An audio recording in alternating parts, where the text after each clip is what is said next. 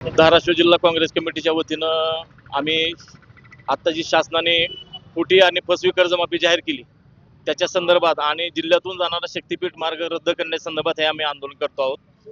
फुटी कर्जमाफी याच्यासाठी की जी 2 लाख रुपये सरकारनं परवा नुकतीच कर्जमाफी जाहीर केली त्याच्यामध्ये 90% शेतकरी त्या निकषात बसत नाहीत।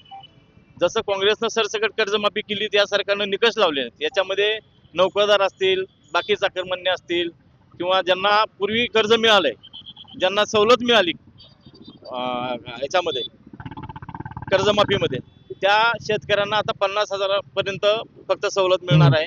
प्रत्यक्षात त्यांनी 2 लाखाची मदत कर्जमाफी जाहीर केली पण ती मिळताना दिसत नाही। आणि मला वाटतं की पूर्णतः फसवेगिरी आहे सरकारची आणि शेतकऱ्याच्या तोंडाला पानं पुसण्याचं काम सरकारनं केलेलं आहे। या जिल्ह्यामध्ये अतिवृष्टी झाली त्याची मदत अजून मिळालेली नाही, पीक विम्याचा प्रश्न अजून मिटलेला नाही आणि त्यात ही अजून फुटी कर्जमाफी। म्हणून आम्ही आमचं स्पष्ट म्हणणं काँग्रेस पक्षाच्या वतीने की सरसगट जसं आम्ही 72,000 कोटीची काँग्रेसने कर्जमाफी जाहीर केली तशी या सरकारने सरसगट कर्जमाफी जाहीर करून 2 लाखापेक्षा जास्त मदत त्या शेतकऱ्यांना व्हावी एवढी आमची विनंती आहे। दुसरा शक्तीपीठ मार्गाचा विषय, राज्यातील 12 जिल्हे आणि धाराशिव जिल्ह्यातील 18 गावातून हा शक्तीपीठ मार्ग जातो।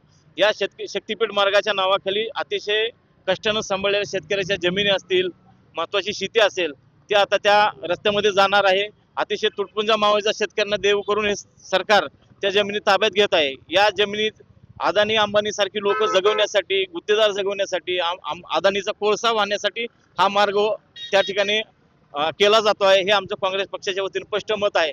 दुसरा विषय, हा मार्ग 20 ते 25 फूट उचलून आहे ज्याच्यामुळे भविष्यात शेतकऱ्याच्या पोराला त्या रोडला टपरी सुद्धा पानाची टाकता येणार नाही।